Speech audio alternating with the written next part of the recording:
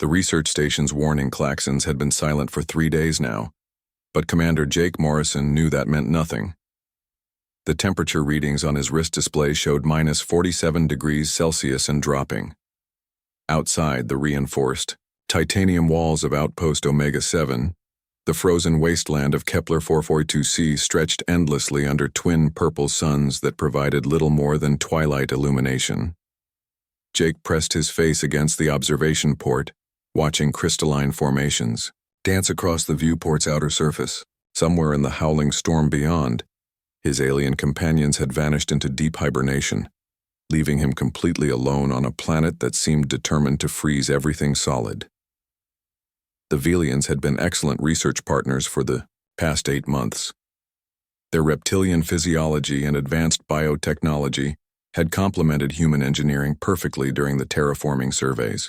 Captain Wren and his team of 12 had worked tirelessly alongside Jake, mapping mineral deposits and atmospheric conditions with methodical precision.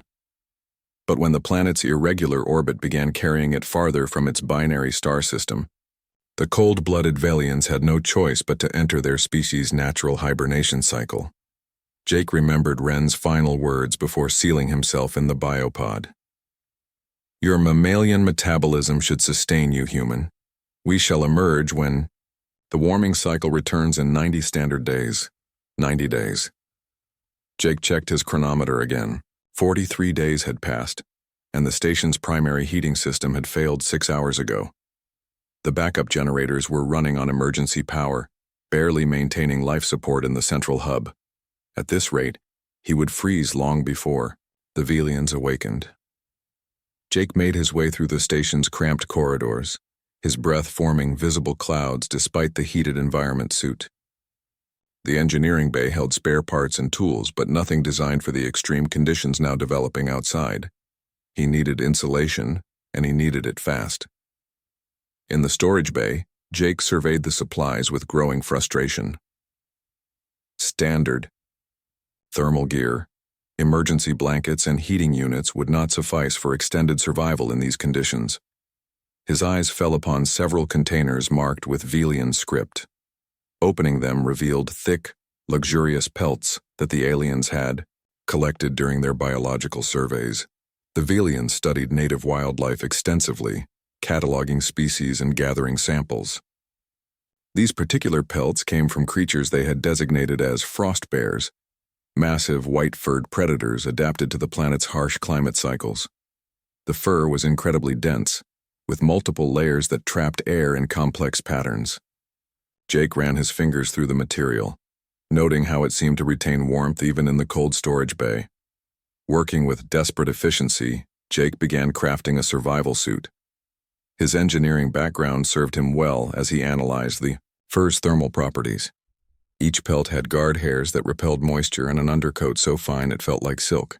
The natural oils in the fur created a water-resistant barrier that would be essential in the increasingly hostile environment.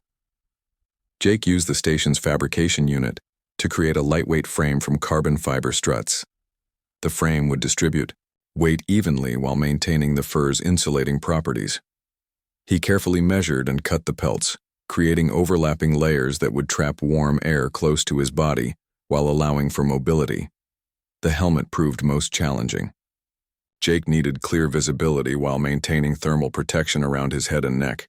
He crafted a hood from the finest pelt sections, leaving a window for his face shield while ensuring complete coverage of his skull and throat.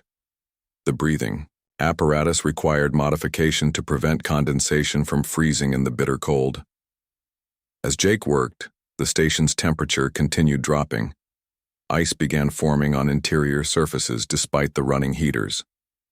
His hands grew stiff and clumsy, forcing him to work in short bursts while warming himself near the generators. Time was running out. 48 hours after beginning construction, Jake sealed the final seams on his thermal suit. The creation was bulky, but surprisingly flexible, with the natural properties of the alien fur providing insulation that no human-made material could match. The guard hairs shed moisture effectively while the dense undercoat created multiple thermal barriers around his body.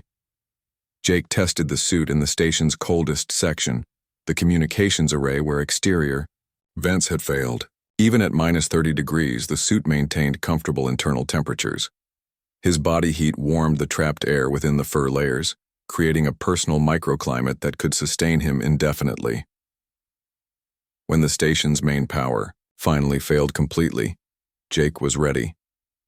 He activated emergency beacons to guide his hibernating companions back to his location, then stepped into the alien wilderness wearing his handcrafted survival gear. The storm raged around him, but inside the thermal suit, Jake remained warm and dry. He established a shelter using portable equipment and settled in to wait for the planet's warming cycle. The Valians would find him alive and well when they emerged, impressed once again by human ingenuity and determination. As purple light filtered through the storm clouds, Jake smiled inside his fur-lined helmet. Sometimes survival required combining the best of different worlds, alien biology and human engineering working together to overcome impossible odds.